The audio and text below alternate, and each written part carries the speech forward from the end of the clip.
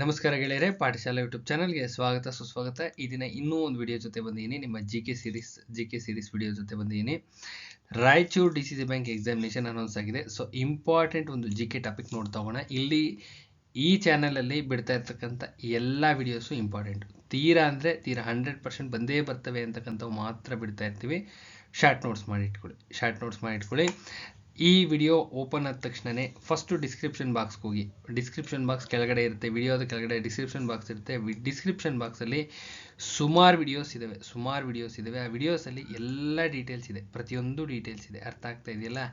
ಸುಮಾರು ಜನ ಮೆಸೇಜ್ ಮಾಡ್ತಾ ಇರ್ತಾರೆ, ಅದರಲ್ಲಿ ಪ್ರತಿಯೊಂದು ಡೀಟೇಲ್ಸು ಇದೆ, ಎಲ್ಲ ಇದೆ. ನೋಟಿಫಿಕೇಷನ್ ಇದೆ, ಸಿಲೆಬಸ್ ಇದೆ, ಎಲ್ಲ ಇದೆ, ಪ್ರತಿಯೊಂದು ಇದೆ. ಅದು ಇದು ಅಂತಲ್ಲ, ಎಲ್ಲ ಇದೆ. ಚೆಕ್ ಮಾಡ್ಕೊಳ್ಳಿ. ಈ ನಮ್ಮಲ್ಲಿ ಏನು ಪ್ರೊಸೀಜರ್ ಇದೆ, ನೋಟ್ಸ್ ತೊಗೊಳ್ಳಿಕ್ಕೆ ಬೇಕಾದಂಥ ಪ್ರೊಸೀಜರು ಎಲ್ಲ ಇದೆ, ಪ್ರತಿಯೊಂದು ಇದ್ದಾವೆ. ಜಸ್ಟ್ ಒಂದು ಮೆಸೇಜ್ ಮಾಡಿ ಈ ನೋಟ್ಸ್ಗೆ ಏನು ಅಮೌಂಟ್ ಇದೆ ಅಮೌಂಟ್ ಪೇ ಮಾಡಿದ್ರೆ ಸ್ಪೀಡ್ ಪೋಸ್ಟ್ ಮುಖಾಂತರ ಕಳಿಸ್ಕೊಡ್ತೀವಿ. ಇದು ಪ್ರೊಸೀಜರ್ ಆ್ಯಕ್ಚುಲಿ. ಅರ್ಥ ಆಗ್ತಿದೆಯಲ್ಲ? ಆ ವಿಡಿಯೋಸಲ್ಲಿ ಎಲ್ಲ ಇದ್ದಾವೆ. ಅಲ್ಲಿ ಕಳಿಸಿರ್ತಕ್ಕಂಥ ದಾಖಲೆಗಳು ಎಲ್ಲ, ಪ್ರತಿಯೊಂದು ದಾಖಲೆಗಳು ಇದ್ದಾವೆ. ಯಾರಿಗಾದ್ರು ಅವಶ್ಯಕತೆ ಇದ್ದರೆ ಚೆಕ್ ಮಾಡಿ ತದನಂತರದಲ್ಲಿ ಯಾವ್ಯಾವ ಎಕ್ಸಾಮಿನೇಷನಿಂದ ಎಷ್ಟೆಷ್ಟು ಕ್ವಶನ್ಸ್ ಬಂದಿದ್ದಾವೆ ಎಲ್ಲ ವಿಡಿಯೋಸ್ ಇದ್ದಾವೆ, ಎಲ್ಲ ಚೆಕ್ ಮಾಡಿಕೊಂಡು ತದನಂತರದಲ್ಲಿ ನೋಟ್ಸ್ ಅವಶ್ಯಕತೆ ಇದೆ ಅಂತ ಅನಿಸಿದ್ರೆ ಅಷ್ಟೇ ಈ ನಂಬರ್ಗೆ ಕಾಂಟ್ಯಾಕ್ಟ್ ಮಾಡಿ. ನಮ್ಮಲ್ಲಿ ಅವೈಲಬಲ್ ಇರ್ತಕ್ಕಂಥ notes cooperative, KMF, banking, 1959 act, 3000 question bank, Kannada, constitution, ಇದಿಷ್ಟು ಪ್ರಿಂಟೆಡ್ ಜೆರಾಕ್ಸ್ ನೋಟ್ಸ್. ಅರ್ಥ ಆಗ್ತಿದೆಯಲ್ಲ? ಇದಿಷ್ಟು ಪ್ರಿಂಟೆಡ್ ಜೆರಾಕ್ಸ್ ನೋಟ್ಸ್, ಆಯಿತಾ?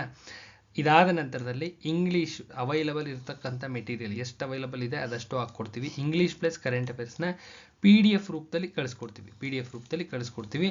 ಯಾರಿಗಾದ್ರೂ ಅವಶ್ಯಕತೆ ಇದ್ದರೆ ತಗೊಂಡು ಓದಿ ಅಂತ ಹೇಳ್ತಾ ವಿಡಿಯೋ ಒಳಗಡೆ ಎಂಟರ್ ಆಗೋಣ. ಫಸ್ಟ್ ಕ್ವಶನ್ನು, ಭಾರತದ ಹಾಕಿಗೆ 100ರ ಸಂಭ್ರಮ. ಭಾರತದ ಹಾಕಿ ಇದೆಯಲ್ಲ, ಹಾಕಿ ಸಂಸ್ಥೆಗೆ 100 ಇಯರ್ಸ್ ಆಗಿದೆ, 100 ಇಯರ್ಸ್ ಆಗಿದೆ. ಕೇಳ್ತಾರೆ ಅಂದರೆ 100% ಕೇಳ್ತಾರೆ. ನಿಮ್ಮ KPSC, KPSC ಆಗಿರ್ಬೋದು, KA ಆಗಿರ್ಬೋದು, DCC ಬ್ಯಾಂಕ್ ಆಗಿರ್ಬೋದು, ಅಥವಾ ನಿಮ್ಮ ಶಿಮೂಲ್ ಆಗಿರ್ಬೋದು. Shimul in the sense KMF, ಯಾವುದಾದ್ರೂ ಸರಿ ಕ್ವಶನ್ ಟ್ಯಾಗ್ ಆಗುತ್ತೆ, 100% ಆಗಿರುತ್ತೆ. ಒಂದು ಈ KPSC ಅವ್ರು ಯಾವ ಥರ ತೆಗಿತಾರಪ್ಪ, KPSC KA ಟ್ರೆಂಡ್ ಹೆಂಗಿದೆಯಪ್ಪ ಅಂತ ತಿಳ್ಕೊಬೇಕು. ಗೊತ್ತಿಲ್ಲ ಅನ್ನಬಾರ್ದು, ಯಾವುದೇ ಕಾರಣಕ್ಕೂ ಗೊತ್ತಿಲ್ಲ ಅನ್ಕೊಡ್ದು.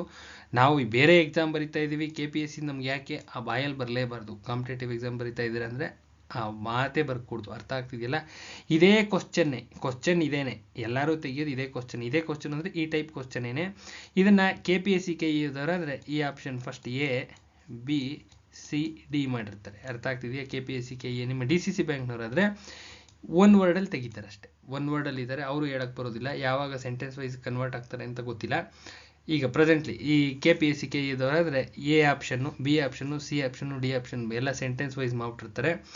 ಇದಿಷ್ಟು ಕಾನ್ಸೆಪ್ಟ್ ಗೊತ್ತಿರ್ಬೇಕು ನಿಮಗೆ, DCC ಬ್ಯಾಂಕಲ್ಲಿ ಒನ್ ವರ್ಡಲ್ಲಿ ಇದ್ದಾರೆ. ನೋಡೋಣ ಈ ಪೇಪರ್ ಹೆಂಗೆ ಬರುತ್ತೆ ಅಂತ ನೋಡ್ತಾ ಹೋಗೋಣ. ಭಾರತೀಯ ಹಾಕಿಗೆ 100ರ ಸಂಭ್ರಮ. ಹಾಕಿ 1925ರಲ್ಲಿ ಸ್ಥಾಪನೆ ಆಯಿತು. ಅಲ್ಲಿಗೆ 100 ಇಯರ್ಸ್ ಆಗಿದೆ. ಎಷ್ಟು ವರ್ಷ ಆಗಿದೆ? 100 ಇಯರ್ಸ್ ಕ್ಲಿಯರ್ ಆಗಿದೆ. ಇದರ ನೆನಪಿಗಾಗಿ ನವದೆಹಲಿಯ ಮೇಜರ್ ಧ್ಯಾನ್ಚಂದ್ ಸ್ಟೇಡಿಯಂ ಎಲ್ಲಿದೆ ಅಂತ ಕೇಳ್ಬೋದು. ಎಲ್ಲಿದೆ? ನವದೆಹಲಿಯಲ್ಲಿದೆ. ಹಿಂಗೆ ಕ್ವಶನ್ ಟ್ಯಾಗ್ ಮಾಡೋದು. ಮೇಜರ್ ಧ್ಯಾನ್ಚಂದ್ ಸ್ಟೇಡಿಯಂ ಎಲ್ಲಿದೆ, ಮುಗಿದೋಯ್ತು ಅಷ್ಟೇ. ಸಿಂಪಲ್ ಆಗಿ ಕೇಳ್ತಾರೆ. ನವದೆಹಲಿ ಎಲ್ಲಿದೆ ಗೊತ್ತಿರಬೇಕು, ಆಯಿತಾ? ನೆಕ್ಸ್ಟು, ಶತಮಾನೋತ್ಸವ ಅಂದರೆ 100 ಇಯರ್ಸ್ ಆಚರಣೆ ಮಾಡ್ತಾಯಿದ್ರು. ವಿಶ್ವದಲ್ಲೇ ಅತ್ಯಂತ ಯಶಸ್ವಿ ಹಾಕಿ ತಂಡವಾದ ಭಾರತವು 8 ಬಾರಿ ಒಲಿಂಪಿಕ್ ಸ್ವರ್ಣ ಪದಕ ಪಡೆದಿದೆ. ಎಷ್ಟು ಬಾರಿ? 8 ಬಾರಿ. ಇದನ್ನು ಗೊತ್ತಿರಬೇಕು, ಎಷ್ಟು ಬಾರಿ ಅಂತ ಕೇಳ್ಬೋದು. ವಿಶ್ವದಲ್ಲೇ ಎಷ್ಟು ಸತಿ ಪಡ್ಕೊಂಡಿದೆ? 8 ಬಾರಿ ಅಂತ ಕೇಳ್ಬೋದು. ಇನ್ನು ಇಲ್ಲಿದೆ ನೋಡಿ, ವಿಶ್ವಕಪ್ ಹಾಕಿ ಜಯಿಸಿದ್ದು ಯಾವಾಗ ಅಂತ ಕೇಳ್ಬೋದು. 1975ನಲ್ಲಿ ಕೇಳ್ಬೋದು. 1975ನಲ್ಲಿ ಹಾಕಿ ವಿಶ್ವಕಪ್ ಹಾಕಿನ ಜಯಿಸುತ್ತೆ. ಮೇಜರ್ ಧ್ಯಾನ್ಚಂದ್ ಅವರ ಕೊಡುಗೆಯೊಂದಿಗೆ ಭಾರತವು ವಿಶ್ವ ಮಟ್ಟಕ್ಕೆ ಬೆಳೆಯುತ್ತೆ. ಮೇಜರ್ ಧ್ಯಾನ್ಚಂದ್ ಹೆಸರು. ಹಾಕಿ ಅಂದರೆ ಹಾಕಿ ಮಾಂತ್ರಿಕ ಯಾರು ಅಂದರೆ ಮೇಜರ್ ಧ್ಯಾನ್ಚಂದ್ ಅಂತೇಳಿ ಕರೀತಾರೆ. ಇವತ್ತಿಗೂ ಭಾಳ ದೊಡ್ಡ ಹೆಸರು, ಭಾಳ ಫೇಮಸ್ ನೇಮ್ ಅದು. ಇನ್ನು ಭಾರತದ ಹಾಕಿ ತಂಡವು ಒಮ್ಮೆ ಮಾತ್ರ ವಿಶ್ವಕಪ್ ಪ್ರಶಸ್ತಿನ ಜಯಿಸಿದೆ. ವಿಶ್ವಕಪ್ ಪ್ರಶಸ್ತಿ ಒಂದೇ ಸತಿ ಗೆದ್ದಿರೋದು. 1975ನಲ್ಲಿ. ಒಲಿಂಪಿಕ್ಕಲ್ಲಿ 8 ಸಾರಿ, ವಿಶ್ವಕಪ್ಪಲ್ಲಿ 1 ಸಾರಿ. 1975ನಲ್ಲಿ ಕೌಲಾಲಂಪುರ, ಮಲೇಷಿಯಾದಲ್ಲಿ ಬರುತ್ತೆ. ಮಲೇಷಿಯಾದ ಕೌಲಾಲಂಪುರ ನಡೆದಂಥ ಪುರುಷರ ಹಾಕಿ ವಿಶ್ವಕಪ್ನಲ್ಲಿ ಪಾಕಿಸ್ತಾನವನ್ನು ಸೋಲಿಸುವ ಮೂಲಕ ಭಾರತ ಚಾಂಪಿಯನ್ ಆಗಿ ಹೊರಹೊಮ್ಮಿರುತ್ತೆ. ಪಾಕಿಸ್ತಾನವನ್ನು ಸೋಲಿಸಿ ಭಾರತ ಚಾಂಪಿಯನ್ ಆಗಿ ಹೊರಹೊಮ್ಮಿರುತ್ತೆ. ಇಷ್ಟು ಡೀಟೇಲ್ಸ್ ಗೊತ್ತಿದ್ರೆ 1 ಮಾರ್ಕು ಡೆಫಿನೆಟಾಗಿ ಬಂದೇ ಬರುತ್ತೆ. 100% ಡೆಫಿನೆಟಾಗಿ ಬಂದೇ ಬರುತ್ತೆ. ಇದು KPSC KEA ನಿಮ್ಮ DCC ಬ್ಯಾಂಕ್ ಎಲ್ಲದಕ್ಕೂ ಸೇರಿ ಒಂದೇ ಸತಿ ರೆಡಿ ಆಗ್ತಕ್ಕಂಥ ರೀತಿ. ಅರ್ಥ ಆಗ್ತಿದೆಯಲ್ಲ? ಇದೇ ಥರ ನೋಟ್ಸ್ ಮಾಡ್ಕೋಬೇಕು ಎಲ್ಲ ನೋಟ್ಸು. ನೆಕ್ಸ್ಟ್ 23ನೇ ಭಾರತದ ಕಾನೂನು ಆಯೋಗದ ಅಧ್ಯಕ್ಷರು. ಇಂಪಾರ್ಟೆಂಟ್ ಇದು. ಮತ್ತು ಇನ್ನೊಂದು ಕ್ವಶನ್, ಇದು ಇಂಪಾರ್ಟೆಂಟ್ ಕ್ವಶನ್ನು. ಯಾರಾಗಿದ್ದಾರೆ ಅಂದರೆ ಸುಪ್ರೀಂ ಕೋರ್ಟ್ನ ಮಾಜಿ ನ್ಯಾಯಾಧೀಶರಾದ ನಿವೃತ್ತ ನ್ಯಾಯಮೂರ್ತಿ ದಿನೇಶ್ ಮಹೇಶ್ವರಿ ಅಂತ ಇದ್ರು. ಇವರು 23ನೇ ಕಾನೂನು ಆಯೋಗದ ಅಧ್ಯಕ್ಷರಾಗಿ ನೇಮಕಗೊಂಡಿದ್ದಾರೆ. ಇಂಪಾರ್ಟೆಂಟ್ ಕ್ವಶನ್ ಇದು. ಇದರ ಅವಧಿ 3 ವರ್ಷಗಳ ಕಾಲ ಇರುತ್ತೆ. ಎಷ್ಟು ವರ್ಷ ಇರುತ್ತೆ? 3 years ಅವಧಿ ಇರುತ್ತೆ. ಎಷ್ಟು ವರ್ಷ ಇರುತ್ತೆ? 3 years ಅವಧಿ ಇರುತ್ತೆ. ಇನ್ನು ಎಲ್ಲಿವರೆಗೂ ಇರುತ್ತಪ್ಪ ಅಂದರೆ August 31, 2027ವರೆಗೂ ಇರುತ್ತೆ ಇದರ ಅವಧಿ ಕೇಳ್ತಾ ಇರ್ತಾರೆ. ಇನ್ನು 23 ಕತೆ ಮುಗೀತು. 22ರಲ್ಲಿ ಯಾರಿದ್ರು ಅಂತ ಕೇಳ್ತಾ ಇರ್ತಾರೆ. 23 ಆದ್ಮೇಲೆ ಏನು ಕೇಳ್ತಾ ಇರ್ತಾರೆ? 22 ಯಾರಿದ್ರು ಅಂತ ಕೇಳ್ತಾ ಇರ್ತಾರೆ.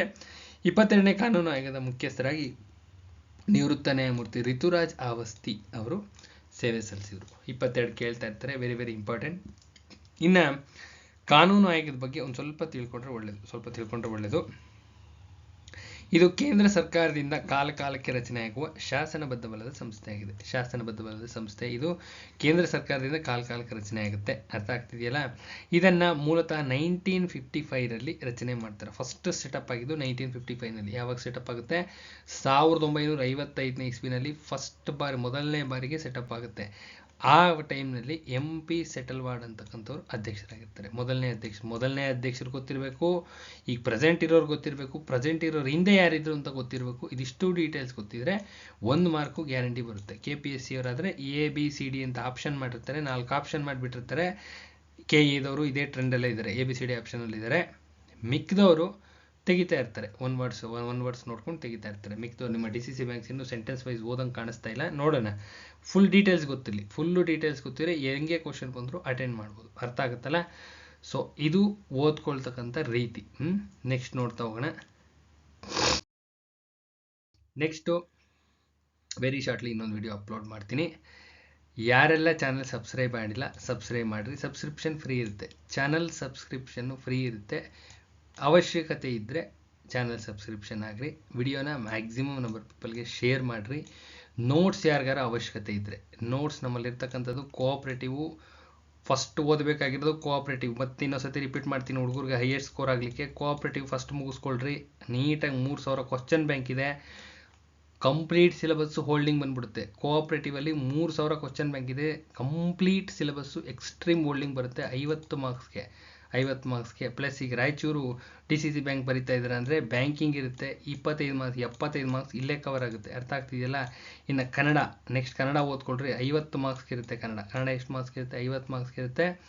ತದಾದ ನಂತರದಲ್ಲಿ ಕಾನ್ಸ್ಟಿಟ್ಯೂಷನ್ ಓದ್ಕೊಳ್ರಿ. 25 ಮಾರ್ಕ್ಸ್ಗೆ ಇರುತ್ತೆ. 150 ಮಾರ್ಕ್ಸು ಹೈಯೆಸ್ಟ್ ಸ್ಕೋರ್ ಇಲ್ಲೇ ಮಾಡ್ಕೋಬೋದು. ಅರ್ಥ ಆಗ್ತಿದೆಯಾ? ಫಸ್ಟ್ ಇದಿಷ್ಟನ್ನು ಮುಗಿಸಿ, ಇದಿಷ್ಟನ್ನ ಕಂಪ್ಲೀಟ್ ಮಾಡ್ಕೊಳ್ಳಿ. ಅಚ್ಚುಕಟ್ಟಾಗಿ ಕಂಪ್ಲೀಟ್ ಮಾಡಿಕೊಂಡು ತದನಂತರದಲ್ಲಿ English daily 1 2 hours, GK 1 2 hours ಅಷ್ಟೇ.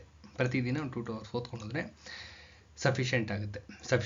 ಇನ್ನು ಉಳಿದಿರ್ತಕ್ಕಂಥ ಟೈಮಲ್ಲಿ ಈ ಥರ ಮಾಡ್ಕೊಳ್ಳಿ. ಇಂಗ್ಲೀಷ್ ಅಷ್ಟೇ, ಐಡಿಯಾಲಜಿ ಇರಲಿ. ಐಡಿಯಾಲಜಿ ಮೇಲೆ ಹೊಡೆದಾಕಿ ಅಷ್ಟೇ. ಐಡಿಯಾಲಜಿ ಮೇಲೆ ಹೊಡೆದಿ. GK ಮ್ಯಾಕ್ಸಿಮಮ್ ಪ್ರೆಸರ್ ಹಾಕೋದು ಬೇಡ. 25 ಮಾರ್ಕ್ಸ್ಗೆ ಇರುತ್ತಷ್ಟೇ. 25 ಮಾರ್ಕ್ಸ್ಗೆ ಕರೆಂಟ್ ಅಫೇರ್ಸ್ ಬೇಸ್ಡ್ ಇರುತ್ತೆ.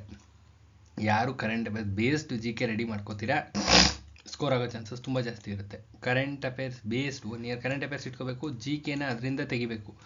ಅದರಿಂದ ಸ್ಟ್ಯಾಟಿಕ್ GKಗೆ ಕಂಪ್ಯಾರಿಸನ್ ಮಾಡಿ ಯಾರು ಕ್ವಶನ್ಸ್ನ ತೆಗೆದಿರ್ತೀರಾ ಅವ್ರದ್ದು ಸ್ಕೋರ್ ಹೈಕ್ ಆಗುತ್ತೆ. 100% ಹೈಕ್ ಆಗುತ್ತೆ. ಯಾವುದೇ ಅನುಮಾನ ಬೇಡ. ಅರ್ಥ ಆಗ್ತಿದೆಯಲ್ಲ?